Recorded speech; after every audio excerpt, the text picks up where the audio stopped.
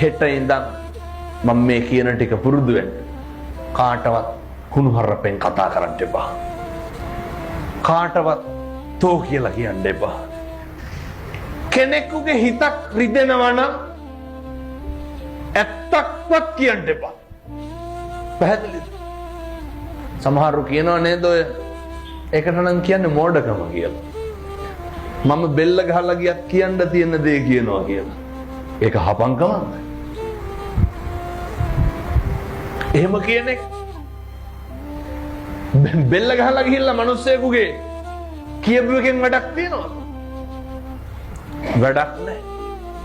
හිතක් රිදෙනවා නම් කෙනෙකුගේ දෙපාරක් හිතන්න. ඇයි මෙහෙම කියන්න හේතුව?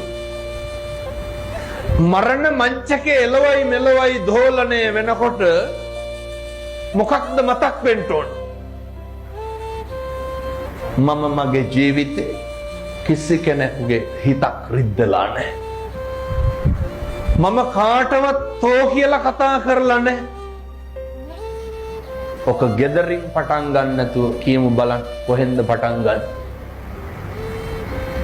දරුවෙකුටවත් තෝ කියලා කතා කරන්න එපා. හරි මෛත්‍රියෙන් වැඩ කරන්න.